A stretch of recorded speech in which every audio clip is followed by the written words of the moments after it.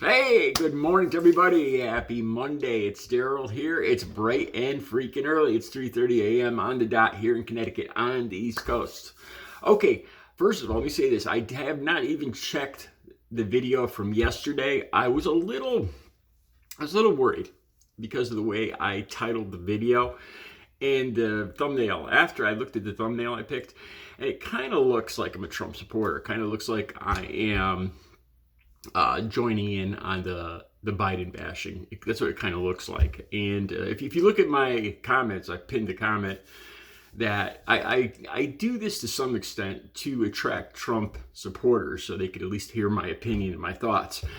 And I put the saying like mice to cheese, and I do it to some extent to attract Trump supporters so they can hear what I'm saying. So it's not just people that agree with me. Also, you can only pick about 6 or 8 words. And there's certain words that I can't use, like anything to do with violence, anything to do with dishonesty, anything to do with sex. And then there's a whole list of currently changing forbidden words. And this is to get monetized. Um, you know, Violent things that have happened across the country, things that are just the list changes, so it's hard to find the right wording. And I felt like I went a little too far. So I haven't even checked the views yet. So I noticed when it first started getting views that there was very few likes. There was a lot of views, but very few likes. And that tells me that there was a lot of Trump supporters watching. And I hope my usual viewers watched it. Okay, anyway, I got some ideas for videos today. Later today, I am going to do a video. Now, this has got to do with Biden and the bike, but in yesterday's video, I talked about how this happened to me. How I actually was going to get on the bike. Getting on or getting off, it's the same, basically, it's the same motions. And it is hard to do, especially for tall people. I Googled how tall Joe Biden is, and he's 6 feet. I'm 6'3". And it has a lot to do with the height of the seat and getting on and off the bike. And then on top of this, Joe Biden uses tow cages, which I just despise.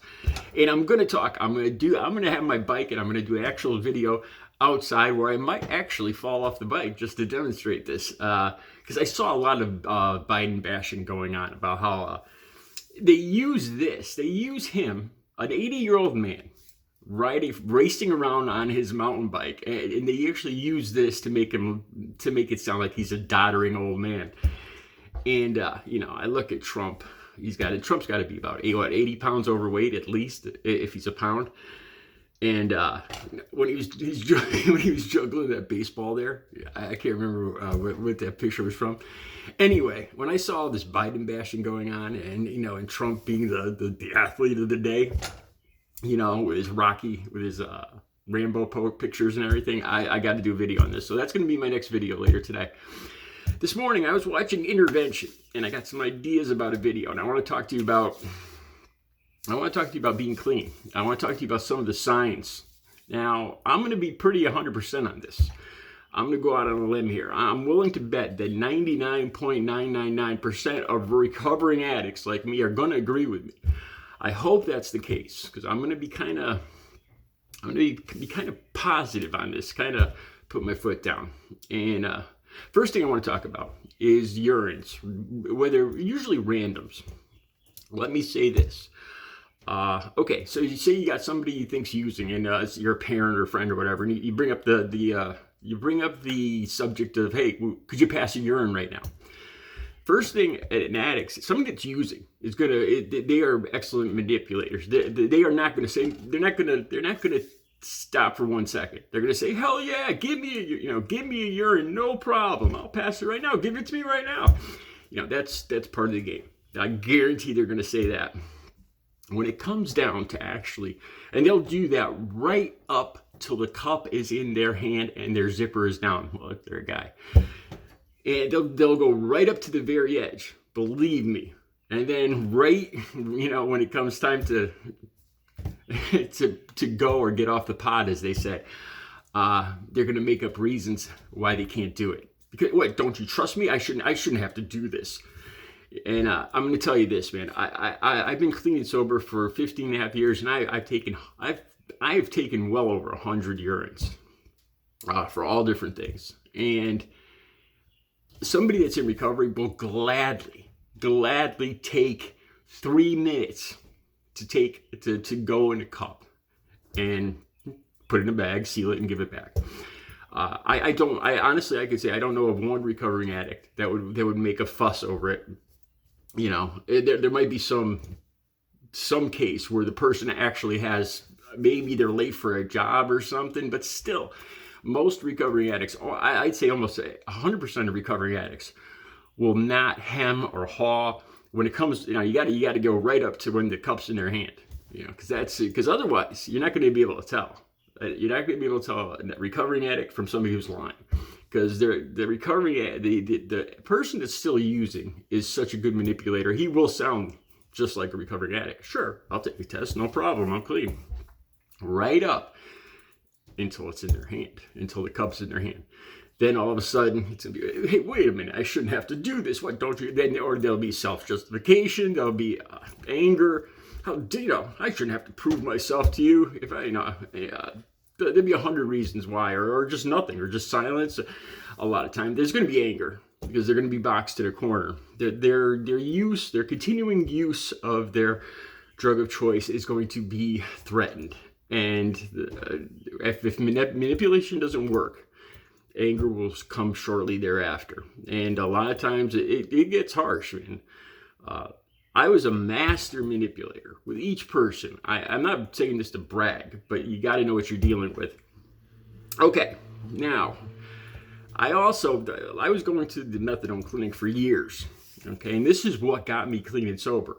It actually worked for me. I had a moment of clarity. I was like, oh my God, I can actually stop this. And not only did I stop using heroin, but I stopped using crack, drinking, I stopped everything because I wanted to get clean. I wanted it to work. You have to want it to work. There was a lot of people there at the clinic that just their hearts weren't into it. Every time I was there, I'd hear people around me saying, I swear to God, every time, literally hundreds of times, I heard people saying, oh, it was a false positive, man. I got a false positive. It was wrong, man. And they'll swear. They will swear on the Bible that I swear to God, man, it was false. I don't know. It must have been something I ate, blah, blah, blah. I'm going to tell you this. 15 years. Now, I'm 15 years clean now. In all the years, I'll say that, up to about 10 years that I was being tested, I never once, except for one time, I had one dirty urine. And I'll tell you about that. I got a phone call a day or two after a urine. I had a bad feeling because I usually didn't get phone calls at like 7 in the morning. And it was my counselor saying that I tested positive for fentanyl. Now, I have never used fentanyl in my life. It wasn't around when I was using. So I just immediately, my heart started pounding. I was like, and I said, this can't be true. I said, look, I'll pay for another drug test. I'll pay for a hair follicle test. I'll take a polygraph. This is wrong. First of all, I didn't want, because I had take-home bottles, they call it that time. I didn't want my privileges taken away. But worse than that, I actually, for that couple minutes, I actually felt like I did something wrong. Like I actually used. It was a terrible feeling. Anyway, I hung up and they wanted me to come back in the next day. And the next morning I got a call from the counselor saying, oh my God, Daryl, I'm so sorry. I called the wrong number. I called your number when I was, this is the reason I got. And honestly, I wasn't mad at this counselor at all. See, this is another sign of somebody that's actually not using. I wasn't mad in the least. I was relieved. I actually started crying on the phone. And that just made the counselor feel worse. And that's not what I was trying to do. But she said that she saw, she mixed my name, she transposed my name with somebody else with the phone call. And she said there were some red flags because what I was saying. Because I said, well, look back at the last 10 years. I have no dirty urines. Doesn't that count for anything? And she said, well, you have this morphine popped up. And at the time, I was so upset, I didn't realize that was for my hip replacement. No, it was for my back surgery. For a back surgery I had to have morphine for. And I didn't even realize that. So I just panicked. And it's like, oh my God, I don't know. I've never used fentanyl, and I don't know what this morphine from 2 years ago is. And then the next morning when she called, I remembered that it was for my back surgery. So anyway, this was all cleared up. And this was due, I guess you could call it, to a clerical error. So in about 10 years of going through urines, one time for a clerical error, never once have I had a dirty urine come back, and it was wrong. So if somebody you love says, oh, it was wrong, man, I'm going to go out on a limb here and say you're being lied to. All right, some other signs that people around you, people you love, are using, because I'm going to tell you, an addict will not tell you this. If they're using meth or crack cocaine, they're going to have what I call trigger finger. I'm right-handed, and right here on the thumb is the thumb I used for the lighter, to light it. And without a doubt, it gets hard, and it was black. It was, no matter how much I washed or put skin softener or skin lotion on it, which I did, of course I didn't. It was just rock hard, calloused from being burnt constantly with the lighter.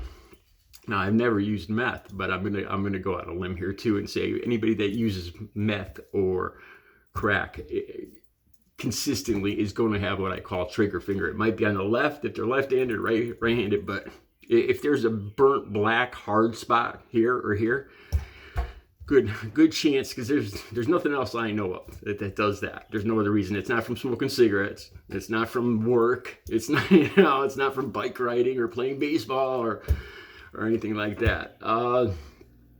Let's see. There was a few other things. I see I'm running along on time. I'm going to talk about more. I want to do more recovery videos, but just some thoughts on if you have a recovering addict around you or somebody that you think's using and you want them to take urine, some thoughts on that, and some other signs that somebody's using so you can get them help.